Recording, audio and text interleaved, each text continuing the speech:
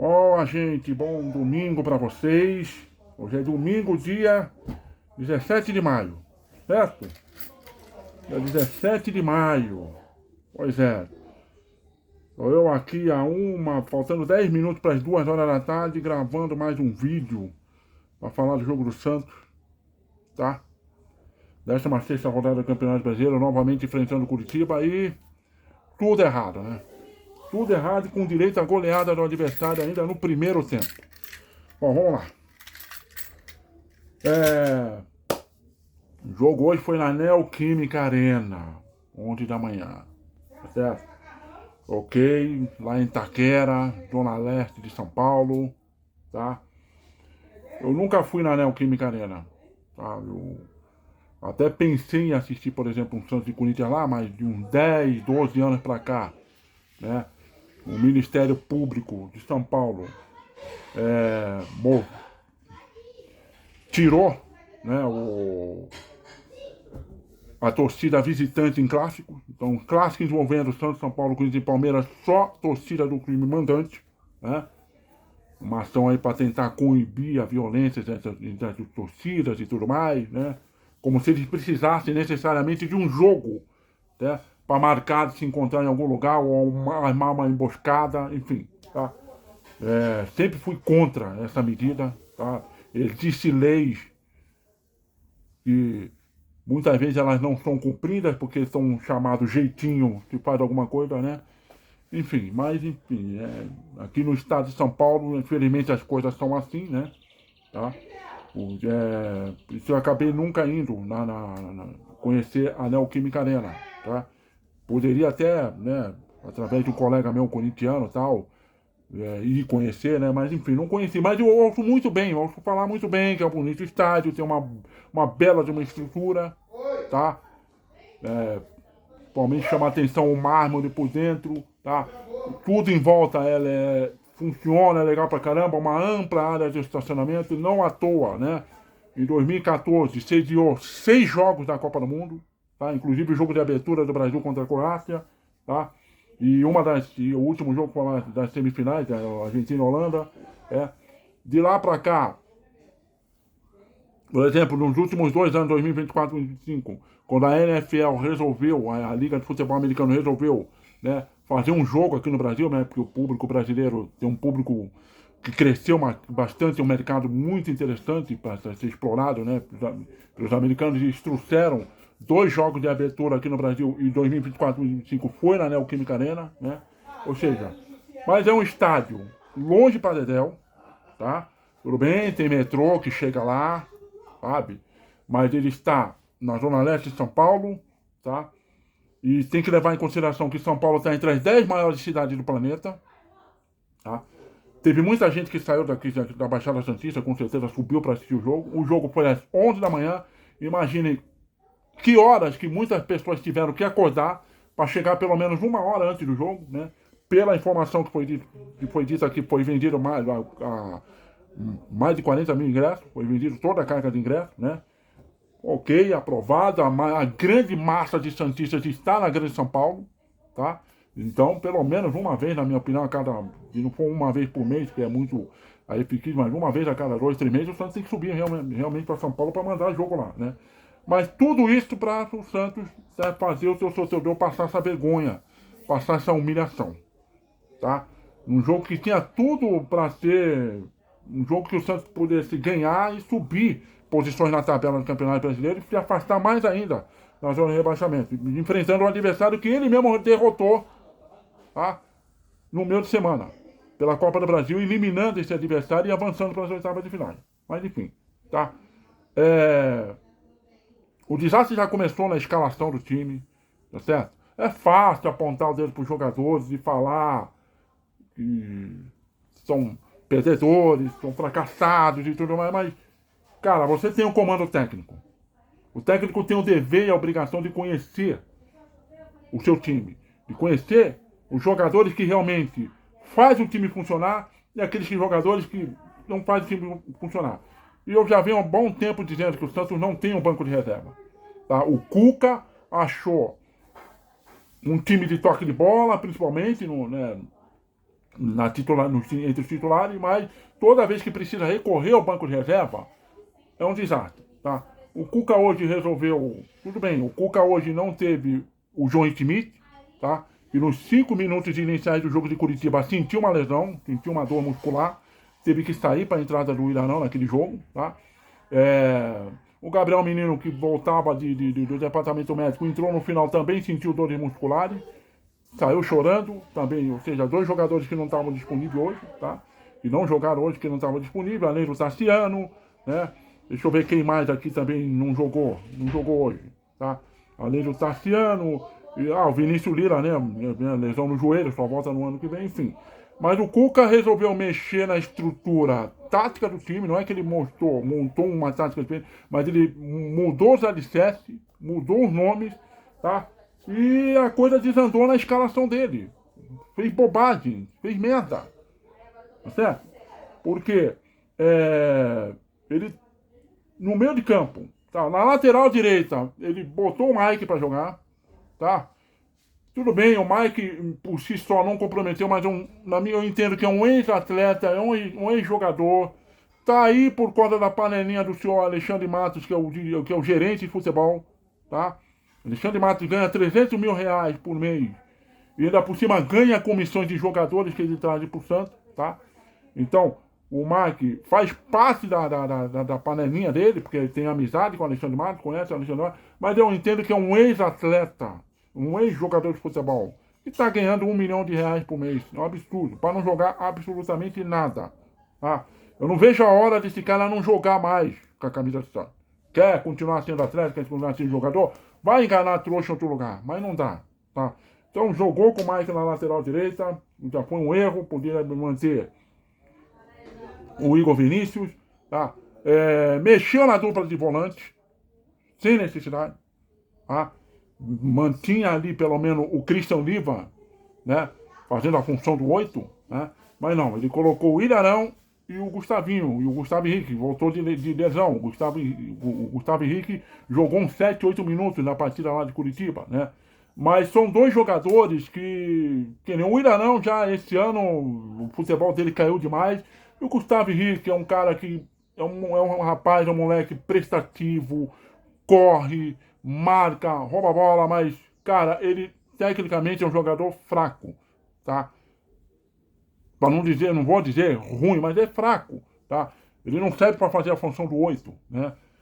São 2 jogadores, colocou 2 volantes para fazer número 5 em campo, ou seja, não contribuíram para as ações do time, não contribuiu para o time atacar, para o time criar jogada, tá? Então o pessoal da antiga sabe o que eu estou falando, né? Antigamente a escalação era muito do 1 a 11, agora hoje em dia é tudo misturado, mas as funções, até para entender, posição 5, primeiro volante, posição 8, segundo volante. Geralmente esse 8, que fica na posição 8, é o volante que tem saída de bola, tem toque, tem passe, dá dinâmica ao jogo, tá?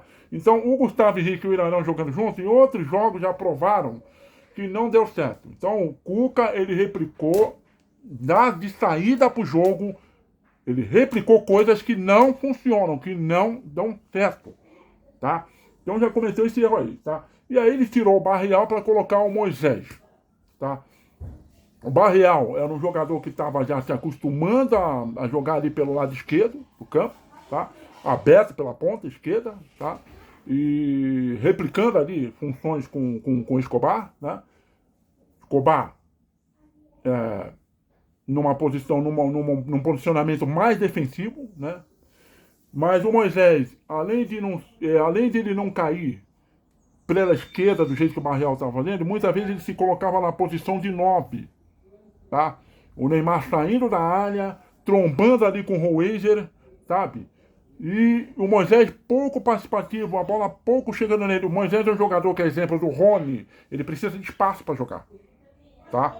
Quando ele não tem esse espaço para jogar, ele se torna um jogador nulo, inútil. Então não sei por que saiu jogando com o Moisés. Não sei para que mexer no time desse jeito. Entendo perfeitamente que, segundo o Cuca, o Neymar junto com o Gabriel Barbosa não dá para sair jogando, porque o time perde na reposição, tá?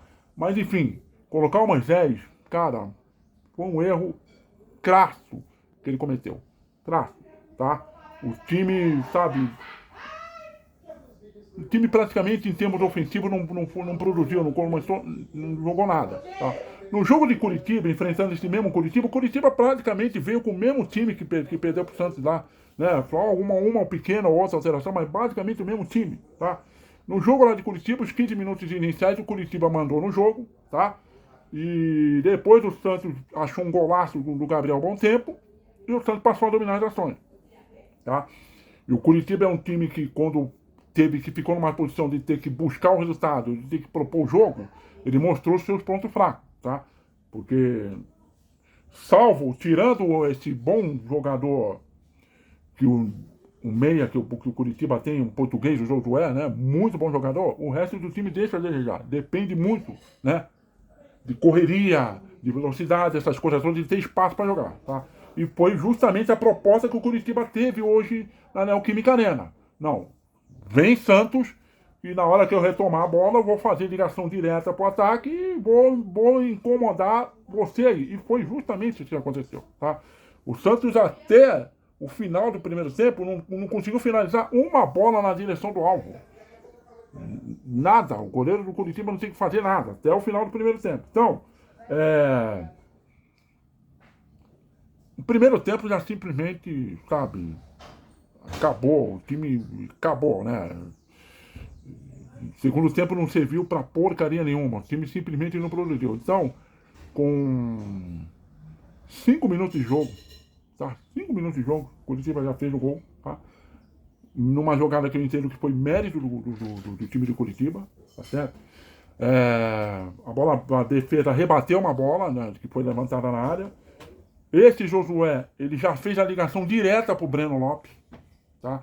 Aquele mesmo Breno Lopes, que na final da Libertadores contra o Santos, naquele último domingo de janeiro, fez o gol que conquistou o título pro Palmeiras, né? Na velocidade ele ganhou do Lucas Veríssimo, né? Tanto o Lucas Veríssimo quanto o Andoni Frias são dois jogadores que eles não podem ficar no mano a mano com jogadores rápidos, velozes. E o Breno Lopes, tá? Haja vista, apesar de ele não ter muita técnica, tá? Ele é um jogador na média que a gente vê jogando pro Brasil. Ele tem muita velocidade, ele tem um arranque bom, e aí deixou facilmente o Lucas Veríssimo para trás, ele partiu do campo de defesa e na cara do Brasão fez 1-0, tá? Então ali já estava o desastre, já estava sendo anunciado logo ali, tá? A coisa já com 5 minutos de jogo já ficou claro que a coisa não ia dar bem, tá? E, sabe, foi uma grande partida não só do Breno Lopes, o Josué também fez uma grande partida, tá? Jogou muita bola, tá? Um dos volantes de marcação do Curitiba, o Thiago Santos, tá? Um guerreiro lá atrás, sabe? Não deu espaço pro Neymar. O Neymar, ainda mais quando o Neymar não tinha o raciocínio de soltar a bola lá rápido. Aí que tomava mesmo, tá? Ou ele tirava na bola, ou ele tirava derrubando o Neymar no chão, fazendo aquelas faltas que não geram cartão de amarelo, tá? E o Pedro Rocha também, né? O Pedro Rocha também fez uma grande partida, mas o destaque foi do time foi esse Josué. Esse jogador português aí, nossa, jogou muita bola, tá? Jogou muita bola e aí veio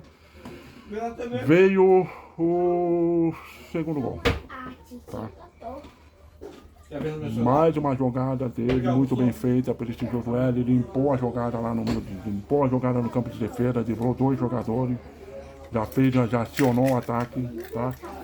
E o Lucas Veríssimo foi corrigido na marcação, não fez falta, tá?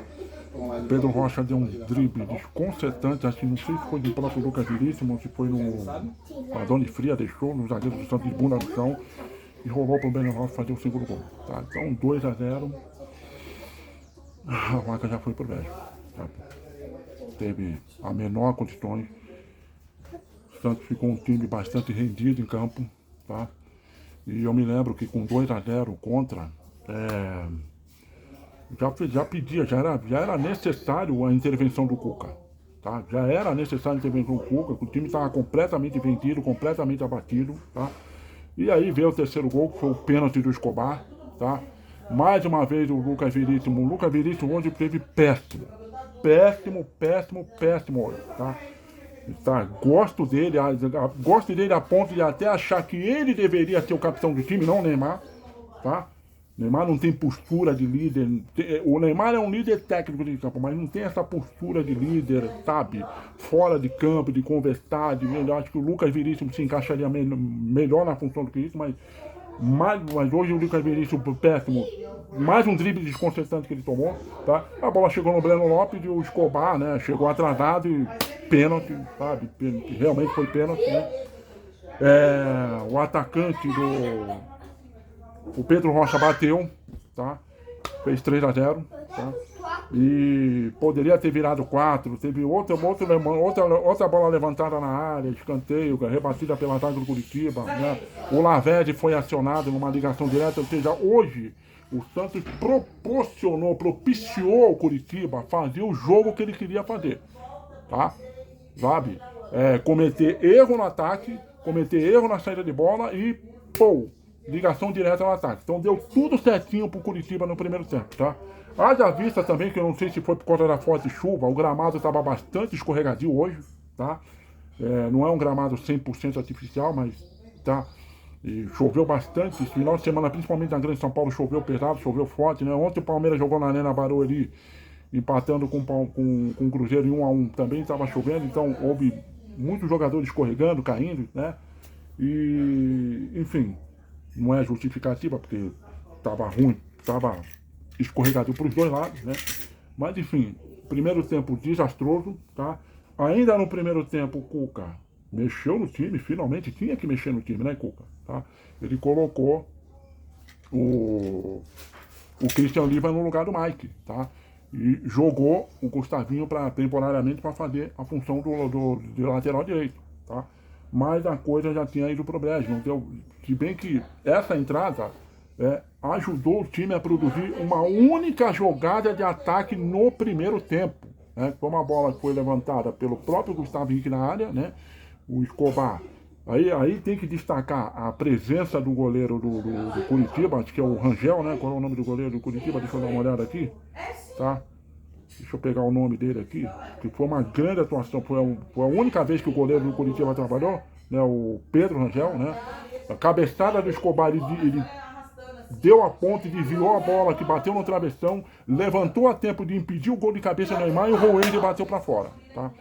Então foi a única jogada que o Santos produziu, tá? Já quase nos acréscimos, que fez a torcida levantar um pouco, mas enfim, tá? Deixou... o time deixou a desejar, principalmente seus principais jogadores, né? O Roeza também hoje completamente abaixo, tanto que o Cuca chamou a atenção dele, né? A transmissão do Premier mostrou, chamando a atenção dele. O Neymar, nos primeiros 10, 15 minutos, não, 10 minutos, tava até que soltando a bola rápida, mas depois começou a prender demais a bola e nada dando certo. O Moisés inútil no jogo, tá? Inclusive eu defendi a saída do Moisés ainda no primeiro tempo, né? Que na minha opinião foi muito mal escalado. Tinha um jogador que foi verdadeiramente mal escalado, foi o Moisés, tá? E aí veio o segundo tempo, né? E no intervalo, você vê como é que são as coisas. O Cuca se deu conta da merda que ele fez, que no intervalo, aí sim, o que ele fez?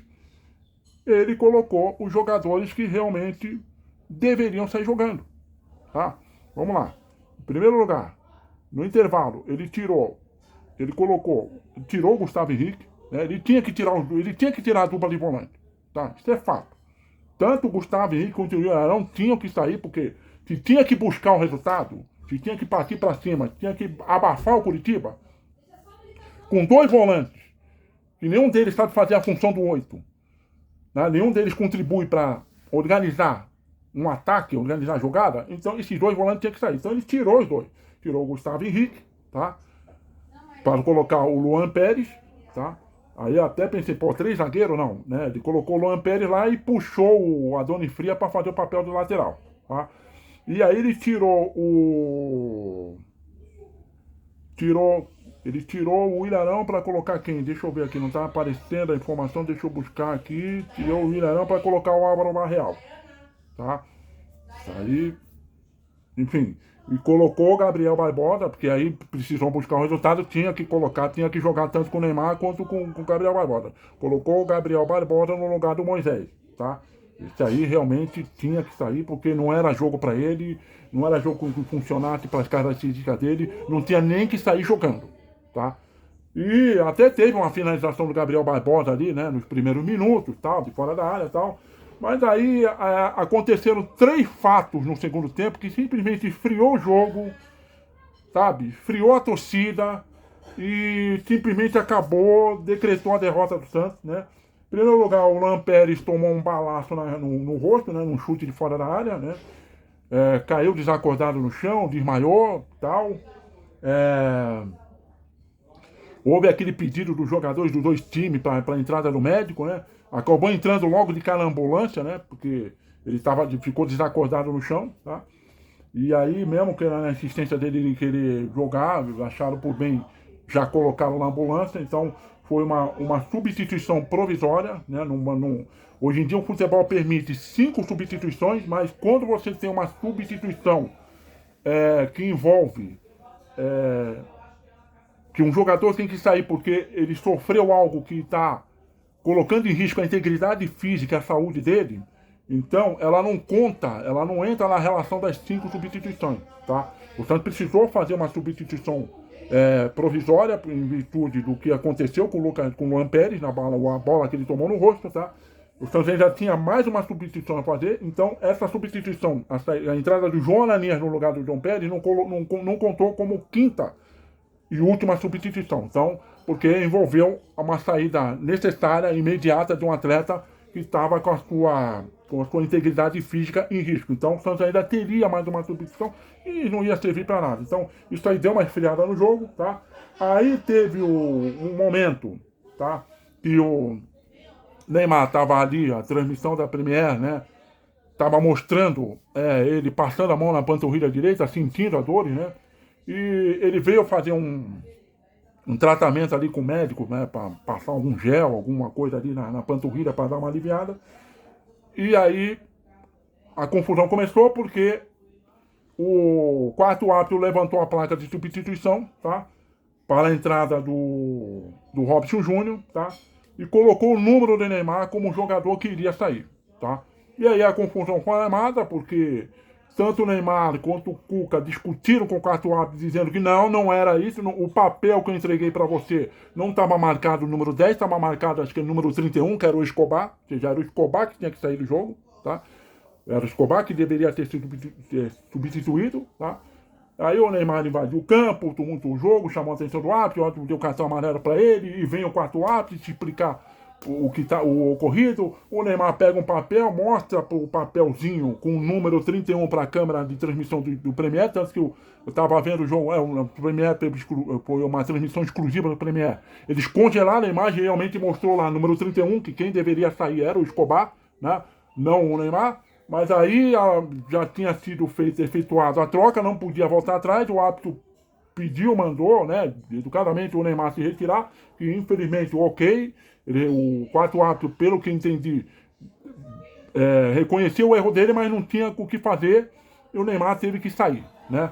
Neymar que hoje não jogou absolutamente nada, né, mas acabou tendo que sair, sendo substituído numa operação errada, no entendimento errado do quarto árbitro, no mesário, né? Até isso acontece com o Santos, tá? O mesário errar na hora de anotar o número do jogador que vai ser substituído, tá? Ele deve ter interpretado que já que o Neymar tá aqui do lado de fora recebendo tratamento, deve ser ele a sair, não? Enfim, erro do mesário, erro do quarto árbitro, né? E essa discussão foi tão prolongada que acabou contribuindo para esfriar o time. E aí o terceiro fato que contribuiu para decretar de vez a derrota foi a expulsão do Álvaro Barreal, né? Uma outra jogada de contra-ataque do Curitiba, o Breno Lopes caindo ali pela beirada, tá? O Barreal deu um carrinho, pegou somente o jogador, não pegou bola, o árbitro deu cartão vermelho direto, aí tentou argumentar, não, peraí e tal, não estava indo na direção do gol, mas aí expulso e simplesmente foi decretado a derrota. O Curitiba foi um time que soube controlar bem as ações, né? E o primeiro tempo, destaco aí a atuação destaco aí a atuação do Josué, tá? Do Breno Lopes e do Pedro Rocha, né?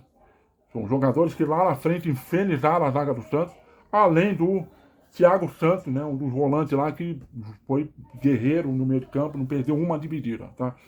Então, eu acho que as características do time de Curitiba, principalmente jogando como visitante, que o mandante permite que ele faça esse tipo de jogo, ele se dá bem, né?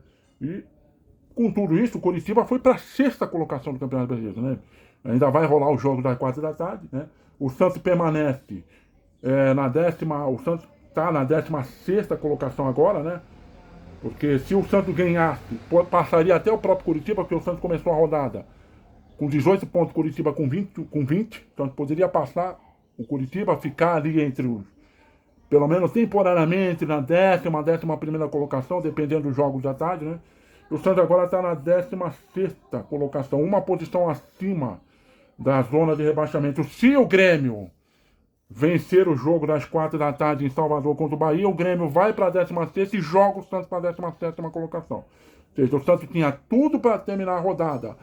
Oxalá numa 10ª, 11ª, 12ª colocação, pode terminar na 17ª colocação. Ou seja, pode terminar voltando para a zona de rebaixamento, tá? Então, esse domingo vergonhoso, vexaminoso, que o time do Santos, mais uma vez, fez o seu torcedor passar, principalmente pelo seu comandante técnico, o Cuca, que fez bobagem, fez besteira, e é isso aí, né? Fazer o quê? Temos que aceitar, né? Engolir essa vergonha, essa humilhação, tá? Segunda-feira, amanhã, começa a reunião no Conselho para a votação de um novo estatuto, que pode simplesmente decretar o clube da panelinha do Marcelo Teixeira, né? Porque não estão preocupados exatamente com o SAF, tanto que enganaram o torcedor santista dizendo uma informação que saiu de um grupo Santo Domingo da Venezuela, que foi desmentida pelos próprios donos lá, tá? Então não há proposta nenhuma. Então eu entendo que a principal preocupação é manter o clube na Luluzinha, porque no atual estatuto do Santos, um cara que já tem 30 anos completo e já tem mais de 10 anos como sócio, tá? Adimplente, evidentemente, ele pode se candidatar a presidente do clube. Agora não querem mexer para que apenas o conselheiro que tem 3 mandatos cumpridos, 3 mandatos presidenciais cumpridos, possa realmente se reeleger a presidência do clube, tá? Enfim, então, muita gente crê que o Marcelo Teixeira está propondo isso, porque na internet está surgindo o nome de um cara bastante forte, que está fazendo bastante barulho, né? Acho que é o Ludovici, o sobrenome dele, né? Ivan Ludovici, tá? Um advogado de 42 anos, tá? Que é prestador de serviço do Tribunal de Justiça Desportiva do Estado de Minas Gerais, ele é de Ferraz de Vasconcelos, né? Ele concorreu a uma chapa como vice na última eleição, tá? E o nome dele tá muito nas redes sociais e tá vindo com muita força, tá? Tá vindo até com umas propostas interessantes, vou prestar mais atenção para ver se realmente, né? E se houver mudança de estatuto, vai atingir principalmente ele, né? Ele não vai poder concorrer à presidência do clube, tá? E amanhã também sai, tá? A lista definitiva do Carlo Ancelotti para a Copa do Mundo. Os 26 selecionáveis para os 2 últimos amistosos da data FIFA, que vai ser no final de março, começo de junho, e depois da Copa do Mundo, tá? E fica a expectativa se o Neymar vai ou não vai, se vai ou não vai. Eu acho que por mérito esportivo, o Neymar não merecia ir, tá? Não merece ir. Mas, se o Neymar for, então o jogo de hoje, tá? Contra o Curitiba foi a última, provavelmente terá a última partida do Neymar antes da Copa do Mundo, tá? O Santos ainda tem mais 4 jogos, né? Antes da Copa do Mundo chegar. O Santos vai jogar na quarta-feira agora contra o São Lourenço pela Sul-Americana.